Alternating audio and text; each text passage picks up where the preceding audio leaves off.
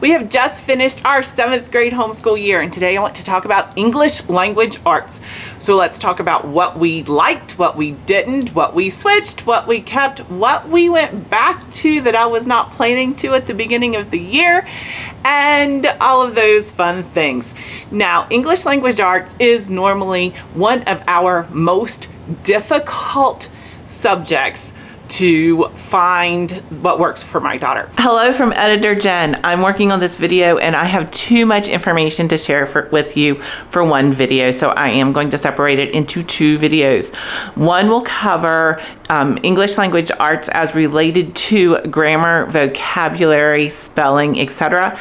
The other video will cover English language arts as related to writing and literature.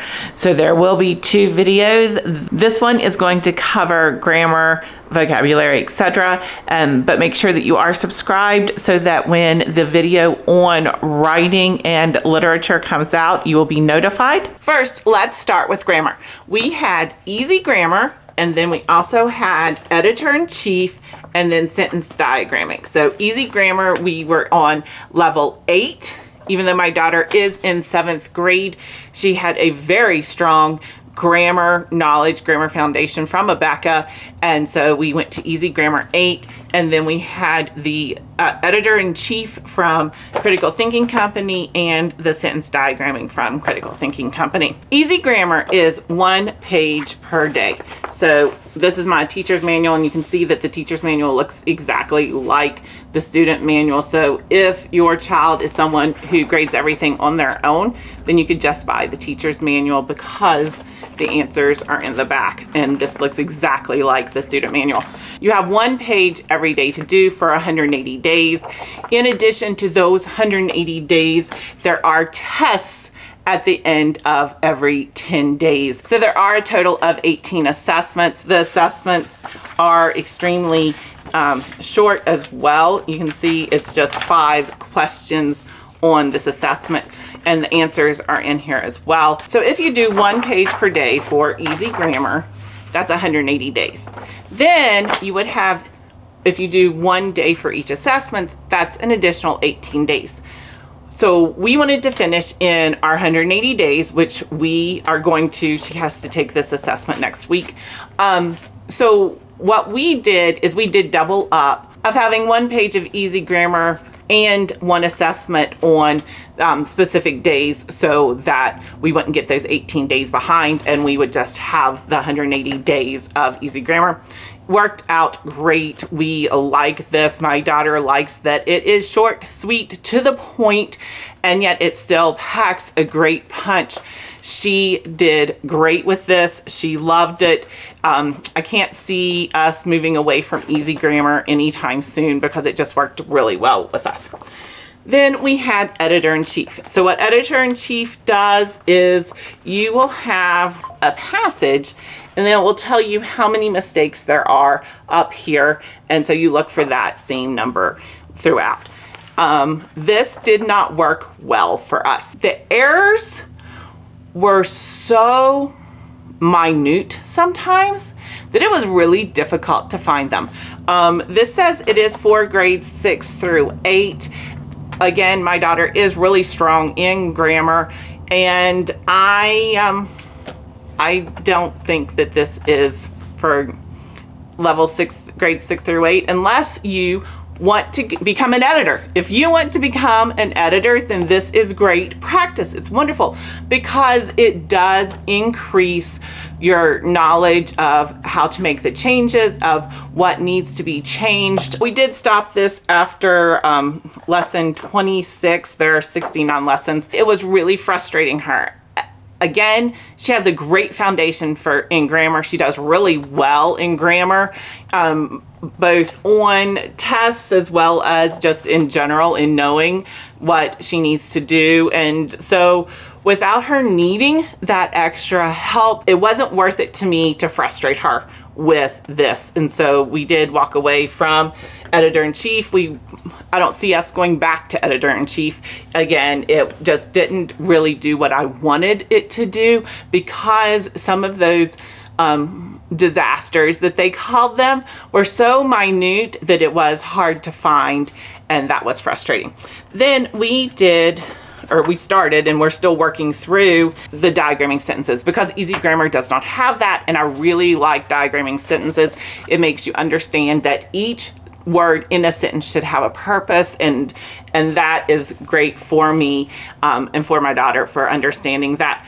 So I liked this. I like it. The only thing that I didn't like about this, okay, so let's say you have your day one, which you'll have just a lesson, and you look at for the error in it.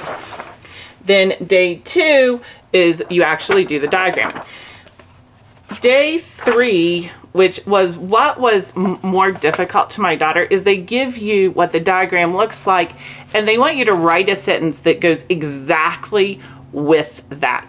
And that, again, was very frustrating to her, which I understand, because some of the time it was really hard to come up with sentences that went exactly with what the diagram looked like. And then on the last day, you actually just have a free diagram or a free space to diagram without having the diagram already written out. So what we did is we made it about halfway through this book. It is for grades 5 through 12, but we just skipped the day where it wants you to do a sentence based on a diagram. So we still went through the lesson, found the error, then diagrammed with that diagram already there, and then we diagrammed without the diagram there, and it was just a free space. That worked well, and so we will finish this book next year. So that was our grammar section. So next up, let's talk about vocabulary, which I forgot to mention in the intro. We're talking about vocabulary too. We started with WordUp from Compass Classroom. It is amazing. WordUp are videos where you have a Greek or Latin root word, and you get 10 English words for each Greek and Latin root word that means things like water or life or foot or something like that. They also provide flashcards that you can print out and use. There is Quizlet on the computer that you can utilize with it. The videos, for the most part, are really interesting. The host is funny and he knows how to capture attention, so I'm really thankful for that. The way we set this up is day one, we watched the first half of the video, which is either your Greek or Latin root word. And then day two, we watched the second half of the video, so that would be the other one. And then day three, we watched the whole video and did an anchor chart for it, so that my daughter would draw pictures based on what the different words were to help her with her vocabulary. And then on day four, she would do the games on Quizlet, and then day five, take the quiz.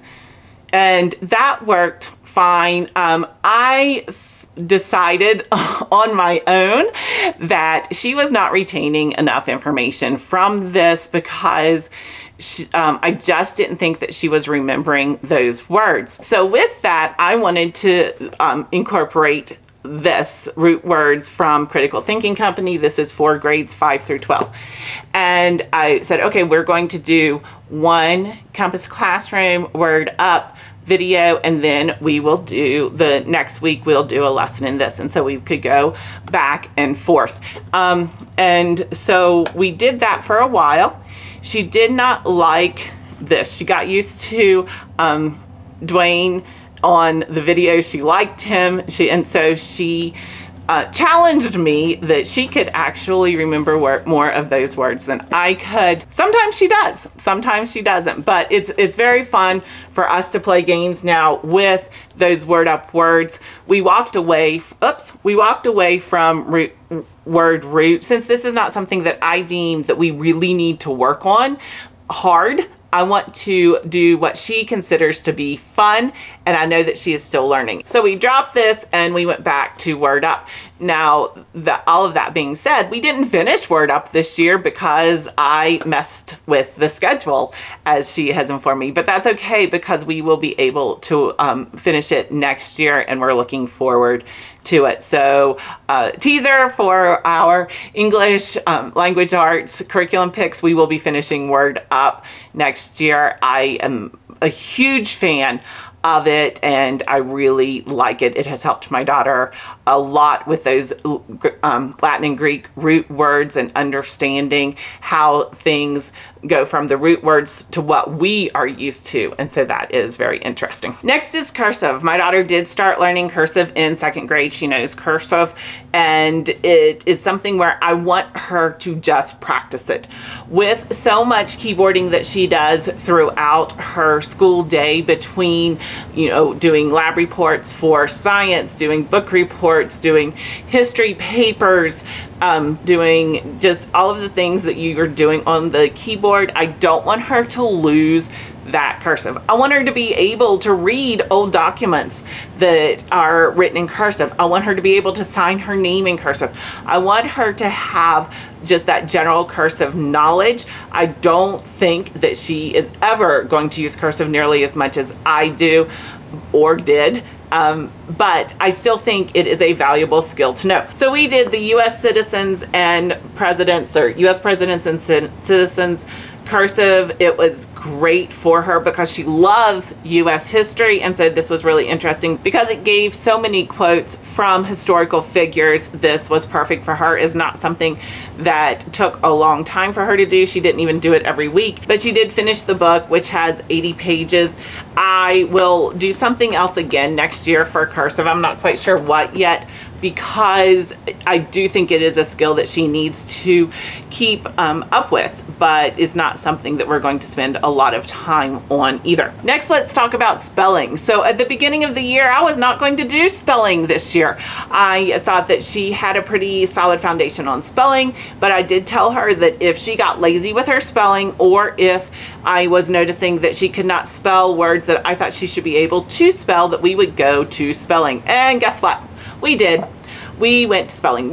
I got the Evan Moor Building Spelling Skills. This is grade 6. They did not have it for grade 7. And so in the middle of the year, we started this. And it's your list. So you have a spelling list. You have to write it twice, and then you have just a few pages to do for your spelling, to be able to work on your spelling. The way I instituted this is on day 1. We would do the pre-test. So I would just have her get out a piece of paper, and we would go down through these words. There are normally 18 words, and then you can have 2 that you write in.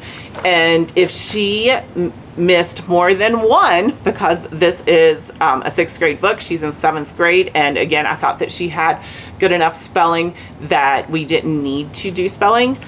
So I gave her 1. If she missed more than 1, then she would have to do the pages, and we would have a spelling test at the end of that chapter. If she missed 1 or less on that pretest, then she would have those days off of spelling, and there would be no final test.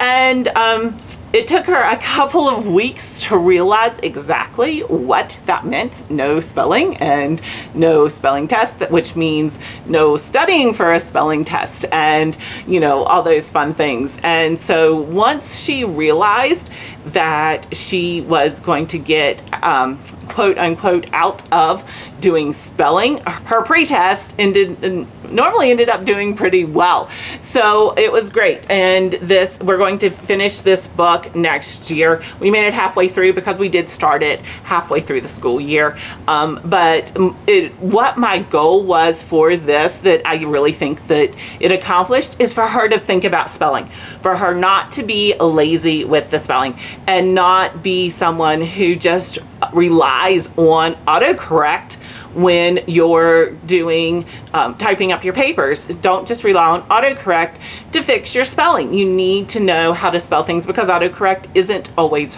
right. I mean, the words will be right, but it's not always the way that, it's not always right used in that sentence. And so I am very thankful that I did reinstitute spelling.